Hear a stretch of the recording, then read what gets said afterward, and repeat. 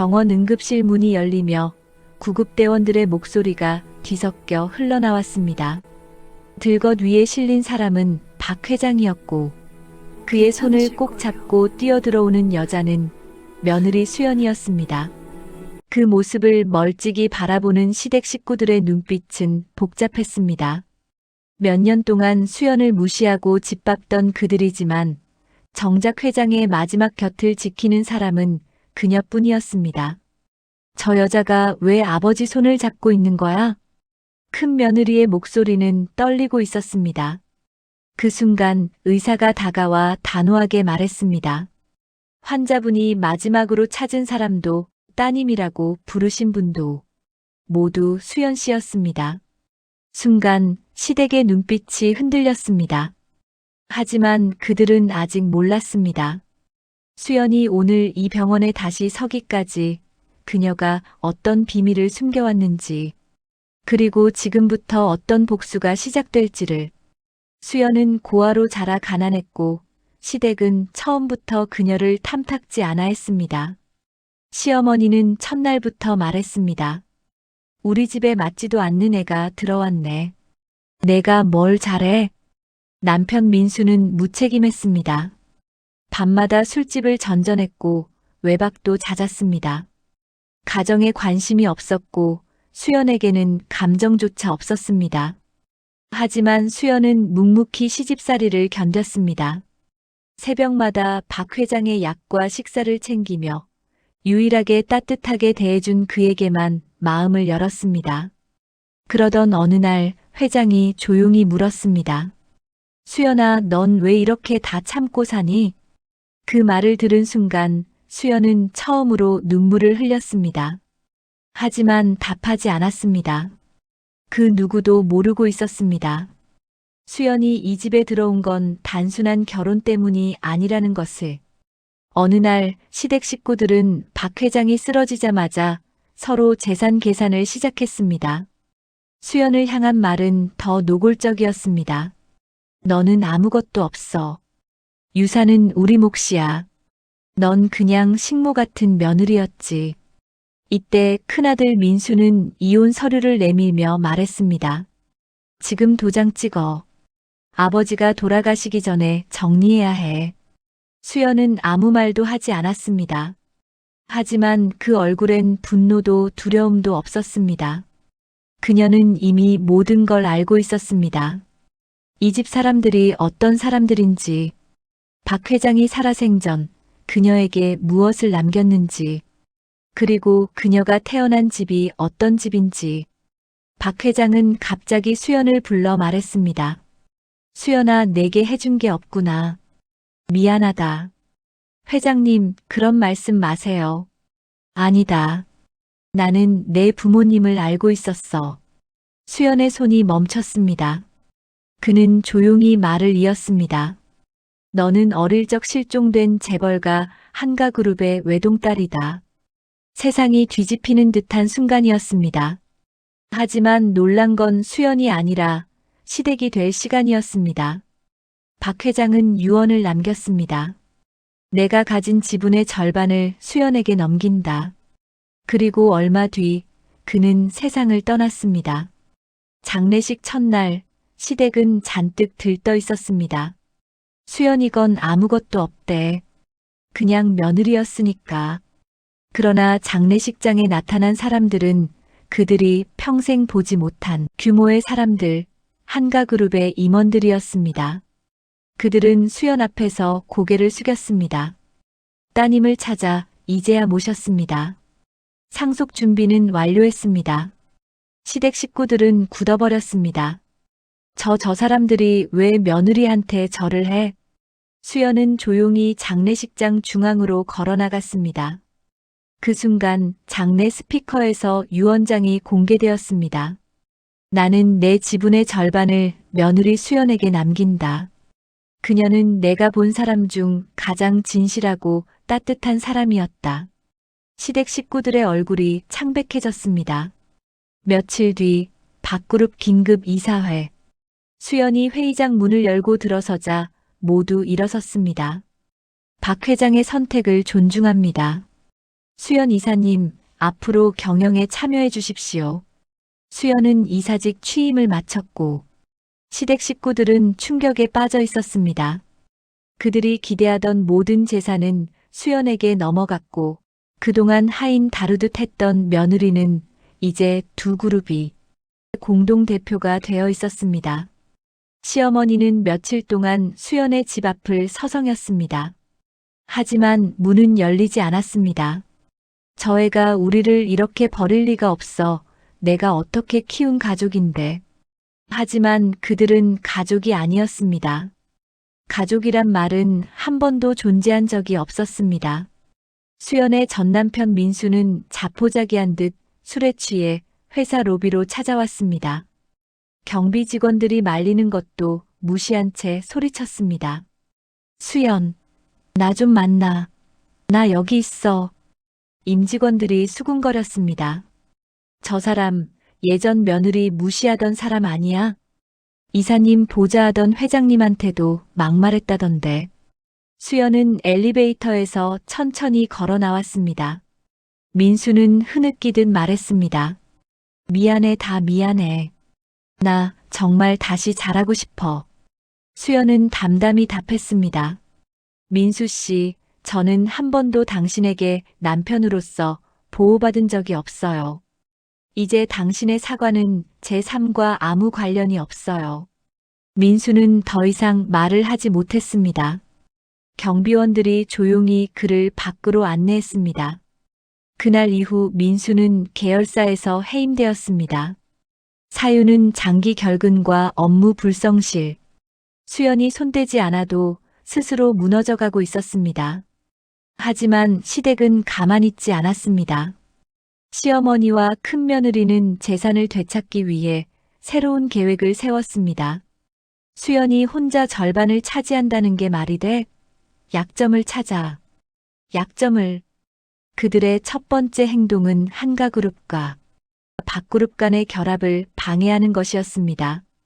임원들을 몰래 만나 수연에 대한 험담을 퍼뜨리기 시작했습니다.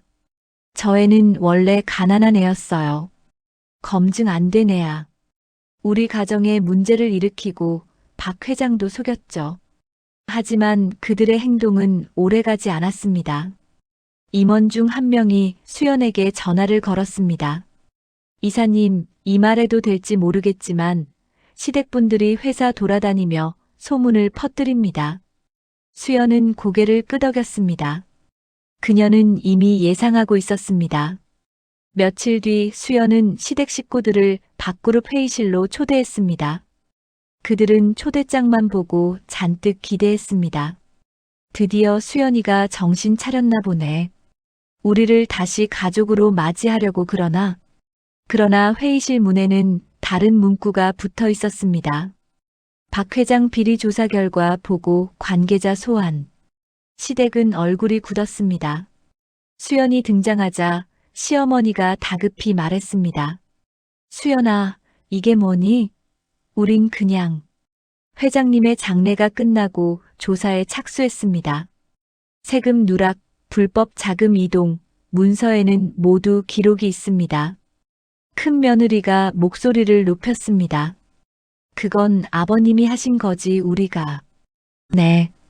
그래서 묻겠습니다. 수연은 서류를 넘겼습니다. 당신들이 사용하던 회사 카드, 명의만 회장님이었지 실제 사용자는 누구였습니까? 그들의 얼굴이 하얗게 질렸습니다. 박 회장은 생전에 시댁 식구들의 무절제한 소비를 수십 번 경고했지만 그들은 들은 척도 하지 않았습니다. 저희는 그냥 생활비로 명품 매장에 월 2천만 원씩 쓰는 게 정상인가요? 시어머니는 손을 떨었습니다. 수연아 제발. 그러나 수연은 조용히 말했습니다. 저는 박 회장의 뜻을 따를 뿐입니다. 그 말 한마디가 모든 것을 끝내고 있었습니다. 박그룹 법무팀은 수연의 지시 아래 움직였습니다. 시댁 식구들의 소비 내역, 차명 계좌, 탈세 의혹, 부정 사용 기록이 모두 정리되었습니다. 며칠 뒤 시댁 식구들은 같은 날 동시에 검찰의 소환장을 받았습니다. 시어머니는 충격으로 주저앉았습니다. 이걸 수연이가 했다고? 그 조용하던 애가. 하지만 수연은 아무 말도 하지 않았습니다. 그녀는 그저 박 회장의 말, 마지막 부탁을 지켰을 뿐이었습니다. 너는 이제 내 인생을 살아라. 그리고 누구에게도 짓밟히지 마라. 수연은 앞으로의 삶을 위해 집을 정리했습니다. 박 회장이 남긴 편지 한 장만 조심스럽게 정리하며 속삭였습니다. 이제 됐어요. 회장님. 그 순간 초인종이 울렸습니다. 문 밖에는 시어머니였지만 예전과는 달리 비참한 모습이었습니다. 수연아, 단 한 번만 용서해줘. 수연은 문을 반쯤 열었습니다. 저는 당신들 때문에 살아갈 힘을 잃을 뻔한 적이 많았어요. 하지만 이제는 그만 두려고요. 시어머니는 눈물을 흘렸습니다. 그래도 가족인데. 가족은 서로를 버리지 않습니다. 그리고 수연은 천천히 문을 닫았습니다. 더는 흔들림도 미련도 없었습니다. 며칠 뒤 뉴스 헤드라인이 바뀌었습니다. 박그룹 한가그룹 공동대표, 신사업 발표, 상속녀 수연, 양가 부정비리 전면 정리. 수연은 회의실 창밖 도시를 내려다보았습니다. 조용하고 단단한 목소리로 혼잣말했습니다. 이제는 내가 선택한 사람들만 옆에 두고 살겠습니다. 그리고 그녀는 미소 지었습니다. 가난한 며느리였던 시절도 끝났고, 복수도 끝났고, 이제는 새로운 삶이 시작되고 있었습니다. 수연이 두 그룹의 공동대표로 자리를 잡아가던 어느 날, 시댁으로부터 전혀 예상하지 못한 소식이 들려왔습니다. 시어머니가 기자회견을 열었다는 것이었습니다. 저희 며느리 수연이가 박 회장님을 속이고 재산을 가로챘습니다. 카메라 플래시가 터졌습니다. 시어머니는 눈물을 흘리며 말을 이었습니다. 회장님이 돌아가시기 직전 정신이 온전하지 않으셨어요. 수연이가 그걸 이용한 겁니다. 큰 며느리도 옆에서 거들었습니다. 저희는 그저 가난한 며느리를 받아줬을 뿐인데 이렇게 배신당할 줄은 몰랐습니다. 뉴스는 순식간에 퍼져나갔습니다. 여론은 요동쳤습니다. 재벌 상속녀가 사기를 쳤다고? 가난한 며느리가 아니라 처음부터 계획된 결혼이었던 거 아냐? 이사회는 긴급 소집되었습니다. 임원 몇몇이 수연에게 조심스럽게 물었습니다. 이사님, 이 의혹에 대해 해명이 필요할 것 같습니다. 수연은 조용히 고개를 끄덕였습니다. 준비하겠습니다. 하지만 밤이 되자 수연은 혼자 사무실에 남아 창밖을 바라봤습니다. 그녀는 알고 있었습니다. 시댁이 단순히 기자회견만으로 끝낼 사람들이 아니라는 것을. 그리고 예상은 적중했습니다. 다음 날 시댁은 박 회장의 유언장 무효 소송을 제기했습니다. 변호사까지 대동한 채였습니다. 박 회장은 당시 치매 초기 증상이 있었습니다. 정신적으로 온전하지 않았던 상태에서 작성된 유언장은 법적 효력이 없습니다. 수연은 며칠간 아무 반응도 하지 않았습니다. 언론은 그녀의 침묵을 약점으로 해석했습니다. 수연 이사, 해명 없이 침묵으로 일관. 재벌 상속녀의 민낯은 사기꾼. 시댁 식구들은 승리를 확신했습니다. 봐, 저애도 할 말이 없는 거야. 이제 재산은 다시 우리 손으로 돌아와. 하지만 그들은 몰랐습니다. 수연이 침묵한 이유가 무엇인지. 그녀는 준비하고 있었습니다. 완벽하게, 철저하게. 재판 당일 법정은 인파로 가득 찼습니다. 시댁 측 변호사가 자신 있게 주장을 펼쳤습니다. 박 회장은 유언장 작성 당시 정신적으로 온전하지 않았습니다. 이를 증명할 의료 기록도 있습니다. 판사가 수연 측에게 물었습니다. 반론 있습니까? 수연의 변호사가 일어섰습니다. 있습니다. 재판장님. 그는 서류 뭉치를 제출했습니다.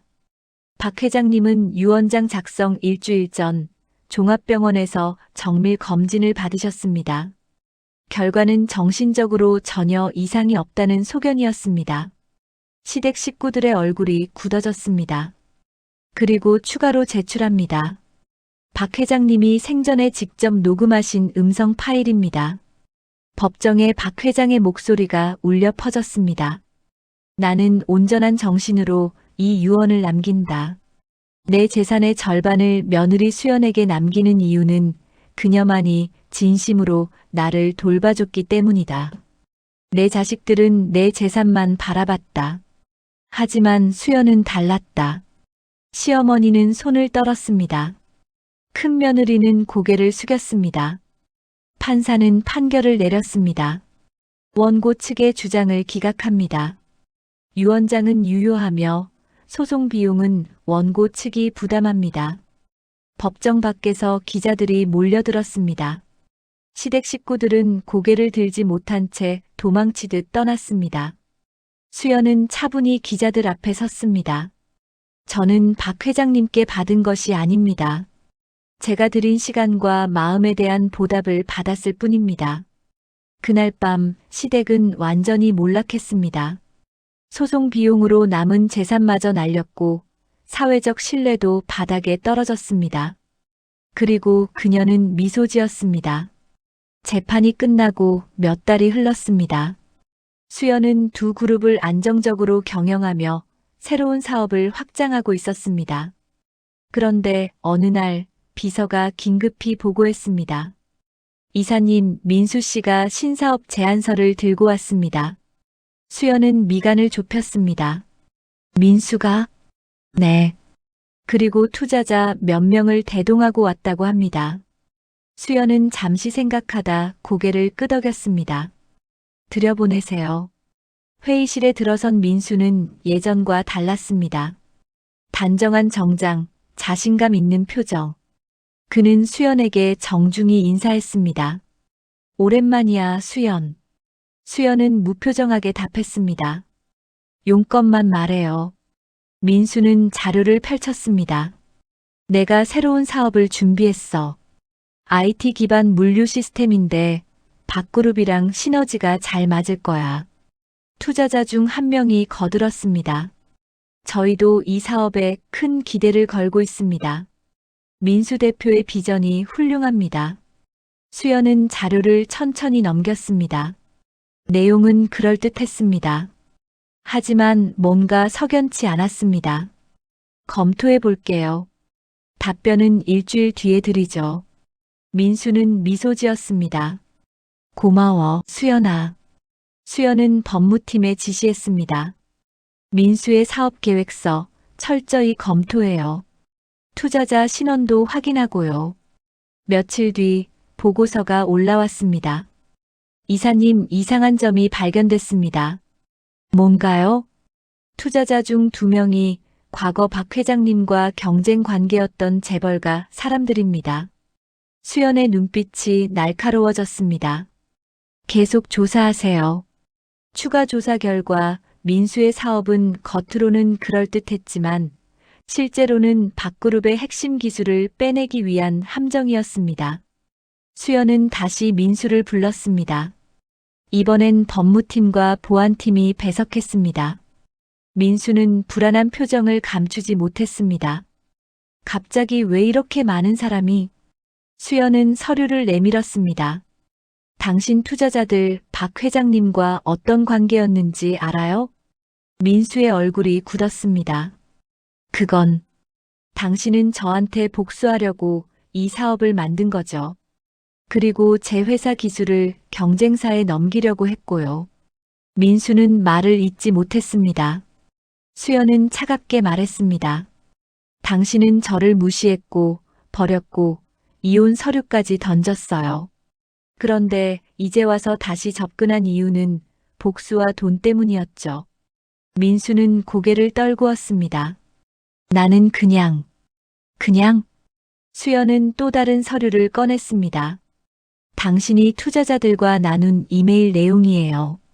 박그룹 기술 유출 계획, 수연 실각 시나리오, 재산 분할 제시도 모두 여기 있네요. 민수의 얼굴이 창백해졌습니다. 수연은 민수와 투자자들을 산업 스파이 및 사기 미수 혐의로 고소했습니다. 증거는 완벽했습니다. 법정에서 민수는 완전히 무너졌습니다. 나는 그냥 다시 시작하고 싶었어. 수연이 너무 높이 올라가서 나는 아무것도 아닌 것 같아서. 판사는 냉정하게 판결했습니다. 피고인 민수, 징역 2년에 집행유예 3년을 선고합니다. 그리고 피해 기업에 손해배상금 10억 원을 지급하라. 하지만 민수의 배후에는 더 큰 세력이 있었습니다. 박 회장과 경쟁했던 재벌가, 그들은 수연이 두 그룹을 장악한 것을 못마땅해 하고 있었습니다. 그들은 은밀히 움직이기 시작했습니다. 주가 조작, 루머 유포, 협력사 압박. 수연을 흔들기 위한 작전이 시작되었습니다. 수연은 이 모든 움직임을 감지했습니다. 하지만 이번엔 다른 방식으로 맞서기로 했습니다. 정면 대결이 아니라 그들의 약점을 찾아야 해. 그녀는 조용히 전략을 세우기 시작했습니다. 수연은 법정을 나서며 하늘을 올려다봤습니다. 수연이 모든 것을 정리했다고 생각한 순간 예상치 못한 인물이 나타났습니다.